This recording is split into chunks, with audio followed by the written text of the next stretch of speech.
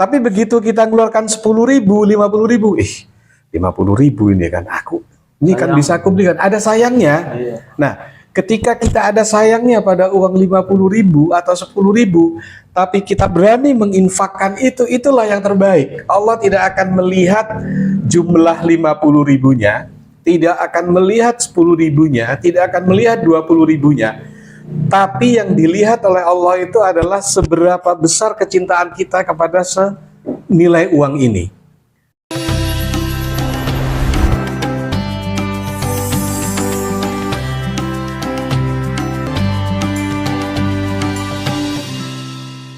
Assalamualaikum warahmatullahi wabarakatuh. Waalaikumsalam warahmatullahi wabarakatuh.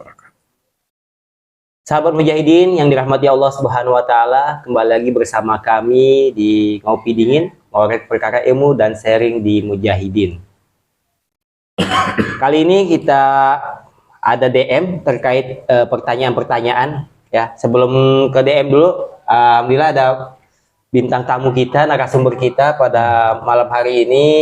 Ada Ustadz Arif, ada Pak Agus sebagai Wakil Ketua DKM Masjid Jami Al-Mujahidin Depok 2 Tengah, ada Pak Gunawan sebagai Bendahara Masjid Jami Al-Mujahidin Depok 2 Tengah. Nah, ada pertanyaan terkait masalah sedekah. Jadi di DM ini ada yang nanya, Pak Ustadz, sedekah terbaik itu sedekah seperti apa sih? Gitu. Jadi ini pertanyaannya nih. Gitu. Simple ya pertanyaannya. Simple pertanyaannya. Nah, bagi teman-teman dan sahabat Mujahidin yang dimanapun berada, jika ingin membantu kami dalam mensukseskan dakwah kami melalui media sosial, bisa transfer melalui Bank Syariah Indonesia atau BSI, Masjid Jami Al-Mujahidin Depok 2 Tengah, dengan nomor rekening di bawah ini ya. Jadi bisa berdonasi terbaik ataupun sedekah terbaik juga nih Ustadz ya. Sedekah terbaik juga untuk membantu kita dalam berdakwah di media sosial. Nah gitu. Jadi pertanyaan intinya gitu Ustadz. Sedekah terbaik itu sedekah seperti apa sih? Gitu. Ya. Mungkin ada tanggapan? Jadi kalau secara sederhana mungkin bayangan kita sedekah terbaik itu yang paling banyak ya. Yang paling gede. Kemudian yang paling wah sedekahnya ya. Apakah yang paling keren ya? Yang paling keren. Begini, pertama kita harus pahami dulu ada sedekah, ada infak, ada zakat. Nah, dalam dalam agama kita itu, dalam Islam ada yang pemberian ini tiga jenis ini itu ada yang bersifat wajib. Yang pertama yang namanya zakat itu sifatnya wajib, baik itu zakat fitrah maupun zakat mal. Ini kewajiban, nggak bisa ditolak. Ada ukuran-ukurannya, ada hisabnya, ada haulnya, ada nisabnya dan lain-lain. Jadi ketentuannya sudah ditentukan. Jadi kalau zakat fitrah kita rata-rata 2,5 liter atau 2,5 kilo. Atau 3,5 liter ya di sini ya, nggak bisa kita kurang-kurangin, itu zakat. Begitu juga dengan zakat mal, itu sudah ada aturannya, zakat mal berapa persen, kemudian zakat pertanian kalau irigasi yang berbayar dan irigasi yang tidak berbayar itu hitungannya berbeda.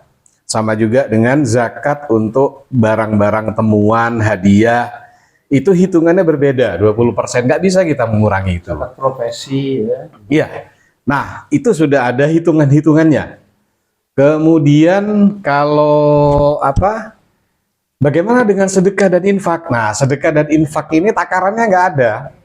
Takarannya itu adalah pada diri kita sendiri. Jadi mungkin kalau saya bersedekah, berinfak 10.000, nilainya buat saya mungkin akan berbeda dengan 10.000 dalam pandangan Mas Suryadi. 10.000 buat Mas Suryadi tentu nilainya tidak sama dengan Mas Gunawan. 10.000 buat Mas Gunawan nilainya tidak sama dengan Pak Agus Subekti. Kenapa? Karena masing-masing orang punya nilai tersendiri terhadap satu nominal harta. Nah, apa yang disebut sedekah terbaik? Definisi sedekah terbaik itu ya kita memberikan yang terbaik. Terbaik itu apa definisinya? Ada definisi menarik dalam Al-Quran itu di surat Ali Imran 92. Lan tanalul birra hatta tunfiku mimma tuhibbun. Ada dua kata kunci dalam ayat ini. Yang pertama albir, yang kedua mimma tuhibbun. Albir itu artinya kebajikan. Allah itu menegaskan kamu sekali-kali tidak akan pernah sampai pada kebajikan atau menerima sebuah kebajikan sampai kamu, ini kata kunci keduanya yang menarik, menginfakkan harta yang paling kamu cintai. Ingat, harta yang paling kamu cintai. Nggak mungkin kan Pak, istri. Kan harta yang paling kita cintai kan gitu. Menurut saya gitu kan. Bisa. Ingat, menginfakkan istri dalam pengertian kita mengizinkan istri kita untuk mengajar ngaji, mengambil waktu kita bersama keluarga, itu adalah infak. Itu adalah sedekah ilmu namanya. Jadi yang paling kita cintai itu apa definisi ya? Begini, kita sering mendapati orang bersedekah itu kok ala kadarnya. Nah itu dia tuh deh. Nah kalau pas karena saya bendahara gitu kan, pas lagi ngitung uang, buka kotak, ada tuh udah kumel, lecek gitu kan, nilainya kecil pula. Nah, tuh. Jadi ketika mau digunakan juga kan, kita suka tukerin gitu kan recehan. Tuh pedagang atau buat beli bensin tuh nggak mau tuh. Jadi gimana? Baik, gini. Kotor-kotorin dompet. Kita kembali kepada konsep awal tadi tentang nilai yang kita sedekahkan. Kalau kita melihatnya ini dengan apa ya, suudon tanda kutip ya, tanda kutip, kita bilang ini orang niat nggak sih mau sedekah aja dengan uang yang sudah lecek 2.000 pula kan, yang sudah nggak bisa kita belanjakan. Kita dengan suudon dalam tanda kutip, kita akan, aduh ini orang nggak niat, kita nuduh begitu. Tapi kalau kita melihatnya dengan husnudzon, kita akan melihat gini, ini jangan-jangan ada orang yang memang mampunya sekian dan uang ini sangat bernilai. Bisa jadi itu ada pengemis yang memang sedang numpang sholat dan ingin bersedekah. Bisa jadi itu anak-anak anak-anak kecil atau pengamen yang memang juga ingin bersedekah tapi mampunya hanya dengan uang itu, dan itu 2.000 yang sangat berharga sebetulnya. Jadi kita melihatnya, tempatkan sumbangan apapun, kondisinya apapun, kita lebih baik berprasangka baik, doakan orang yang sudah menempatkan ini mendapatkan balasan terbaik. Nah, bagaimana kita untuk melihat pada diri kita sendiri, harta yang paling kita cintai itu gimana mendefinisikan? Dulu ada guru saya, itu memberikan tips sederhana. Caranya begini, kalau kamu mau menyumbangkan uang, mau berinfak, umpamanya kamu keluarkan uang 5.000, kamu merasa eman nggak? Ya, kamu merasa eman nggak? Kalau kita tidak ada rasa eman, cuma 5.000, kita itu bukan harta yang paling kita cintai masih itu. Tapi begitu kita mengeluarkan 10.000, 50.000, 50.000 ini kan ini kan bisa aku belikan, ada sayangnya. Nah, ketika kita ada sayangnya pada uang 50.000 atau 10.000, tapi kita berani menginfakkan itu, itulah yang terbaik. Allah tidak akan melihat jumlah 50.000-nya, tidak akan melihat 10.000-nya, tidak akan melihat 20.000-nya. Tapi yang dilihat oleh Allah itu adalah seberapa besar kecintaan kita kepada senilai uang ini. Mungkin 10.000 buat Mas Suryadi, ya udah gue masukin aja lah, gue enteng-enteng aja.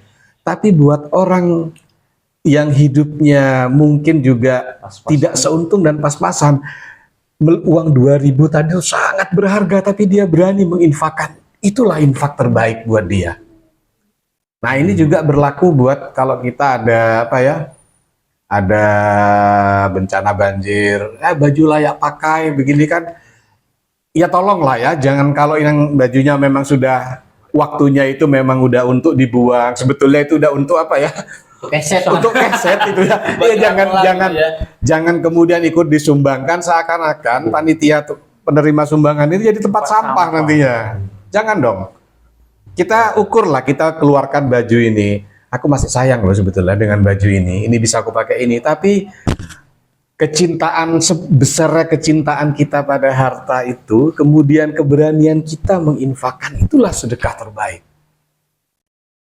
Jadi banyak itu contoh pada masa Nabi ya, bagaimana sahabat itu kalau menginfak itu tanda kutip infaknya brutal gitu ya.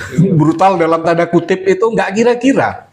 Saya kasih contoh begini, ada seorang sahabat namanya Abu Tolhah. Abu Tolhah ini salah seorang sahabat yang kaya dari kaum Ansor di Madinah.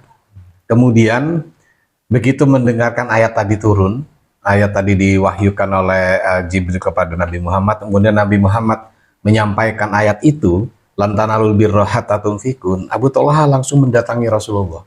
Ya Rasul, katanya, saya ingin menginfakkan, mewakafkan harta yang paling saya cintai. Apa itu? Abu Tolhah ini punya sebuah kebun kurma yang namanya kebun Buraiha, tidak jauh dari Masjid Nabawi. Jadi itu semua akan diinfakkan, padahal itu adalah yang menghasilkan pendapatan yang sangat besar. Kemudian Nabi bertanya, inilah sedekah luar biasa. Kenapa kamu ingin menginfakkan? Karena saya mendengar ayat tadi itu, menginfakkan sedekah terbaik adalah harta yang paling dia cintai. Minta kebun ini dikelola oleh Nabi untuk kepentingan umat Islam. Nah, yang menarik dari Rasul adalah Rasul tahu bagaimana kondisi Abu Tolhah, kemudian meminta Abu Tolhah untuk, sudah kamu sedekah, kamu sudah bersedekah belum kepada saudara-saudaramu, pada kerabatmu. Kemudian Tolhah diminta untuk, kalau belum, sedekahkan dulu pada mereka. Jadi inilah contoh sedekah. Ada lagi juga kisah dari Abdurrahman ibnu Auf. Bagaimana dia menginfakkan semua hartanya untuk kepentingan untuk kepentingan umat Islam, untuk kepentingan waktu zaman Nabi perang Badar, waktu Nabi perang Tabuk ya, waktu Nabi perang Tabuk itu menyediakan kalau nggak salah 30.000 kas emas. Hampir semua hartanya disedekahkan. Ini namanya kalau dalam bahasanya anak sekarang sedekahnya brutal. Nggak kira-kira. Nah, ukurannya, tapi yang ingin saya bilang tadi, ukurannya Pak Agus, bukan pada seberapa banyak harta yang kita sedekahkan. Mungkin kita belum sanggup ya bersedekah, berinfak seperti para sahabat Rasul itu yang dengan semua diberikan. Tapi minimal kalau kita ingin mengeluarkan sesuatu, kita bisa mengukur. Gue masih seneng nggak duit ini? Segini gue masih eman nggak? Begitu kita masih ada rasa eman dan kita berani mengeluarkan itu, itulah sedekah terbaik. Dan ini dampaknya kita gini. Nanti coba mungkin teman-teman jamaah bisa ngerasakan. Kalau saya mengeluarkan uang 5.000 nggak merasakan efek apa-apa. Tapi kalau 10.000 saya kok agak berat. Tapi kita berani. Insya Allah akan ada sesuatu yang dirasakan. Kita akan seperti terlepas dari cengkeraman yang namanya harta itu. Boleh kira-kira begitu. Boleh coba bagus. Saya ada pertanyaan nih, Saat. Ya, kira-kira ada seseorang yang mau sedekah, tapi pakai pamer-pamer begitu, ya kan? Flexing ya. Iya. Kalau bahasa sekarang itu flexing. Itu gimana tuh? Apa itu Brutal juga tuh. Wah, satu kali ya yang brutal gitu. Kayak YouTube bisa gitu ya. Misalkan dia sedekah, ditampil di konten-konten gitu ya kan. Gimana tuh Jadi kan? seolah-olah kayak pamer lah gitu ya. Oke. Wah, gua sedekah nih banyak. Nah, karena gini, kita tentu tidak mungkin tahu niat orang itu melakukan itu seperti apa, ya. Satu, kita itu niat. Kita nggak tahu niatnya itu sedekah beneran. Lo ingin bikin konten dengan tema sedekah, ya, bikin konten dengan tema sedekah, atau memang mau pamer. Kita kan nggak tahu niatnya. Cuman ada parameter yang mungkin bisa kita pegang ya. seperti kita tahu lah kalau tangan kanan bersedekah, tangan kirinya jangan tahu. Itu kan seperti itu ya. Saya merefer kepada saran dari Gus Baha ya. Benar memang kalau sedekah tangan kanan, yang kiri jangan tahu. Tapi untuk hal-hal yang bersifat wajib, kita perlu mendeklarasikan. Zakat fitrah, si A sudah bayar zakat fitrah, si B sudah bayar zakat fitrah. Tujuannya bukan untuk riya, tapi untuk menjelaskan bahwa ini loh, kewajiban sudah saya tunaikan.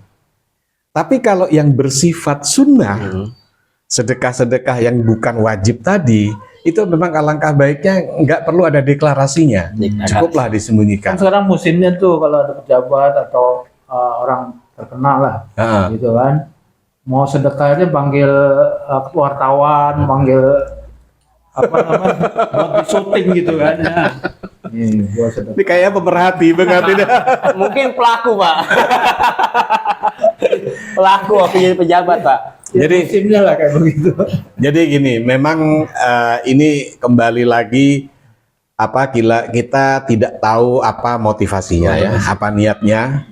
Ya kalau melihat hal-hal seperti itu, kita doakan yang baik. Mudah-mudahan dengan ada orang pejabat atau siapapun tokoh yang kemudian sedekahnya itu dipublikasikan, harapan kita itu hanya satu. Mudah-mudahan sedekah itu berdampak jadi kebaikan untuk orang banyak. Yang kedua, ada orang-orang sejenis, orang-orang kaya sejenis atau pejabat-pejabat sejenis yang juga mau melakukan begitu untuk kebaikan orang. Kita lihat maslahatnya aja. Perkara itu jadi riya atau enggak, itu tuh Allah aja yang tahu. Kita tidak bisa kemudian menjustifikasi kalau ini pasti riya, kalau ini pasti pamer. Itu kita tidak tahu, kecuali memang ada orang yang ingin pamer. Nah, contoh orang ingin pamer itu Korun contohnya. Sedekah enggak, tapi hanya memang murni ingin pamer. Jadi kalau di Al-Quran tuh digambarkan setiap dia jalan itu ditemani dayang-dayang, beberapa dayang-dayang, dan yang bawa kunci gudang itu, gudang emasnya itu sampai dalam tafsir Ibnu Katsir itu disebutkan antara 60 sampai 80 orang. Memang tujuannya untuk pamer.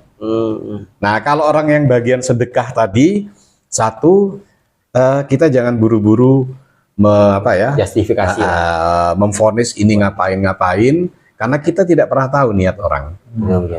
Yang kedua, doakan saja, mudah-mudahan amal itu diterima sebagai sedekah. Yang ketiga, mudah-mudahan itu syiar bagaimana kemudian itu bisa dilakukan oleh orang lain yang harapannya sedekahnya, infaknya bermanfaat untuk orang-orang banyak. Kira-kira begitu. Oh, siap. Berarti kesimpulannya sedekah terbaik itu adalah sedekah yang apa yang kita cintai gitu ya. Iya. Baik itu harta, benda dan sebagainya. Itu. Terus kalau misalkan ada flexing kita nggak tahu ya kan niat mereka, karena kan innamal a'malu binniyat gitu kan. Karena sesuatu perbuatan itu tergantung niatnya. Oke, terima kasih Pak Ustadz Arif, Pak Agus dan Pak Gunawan.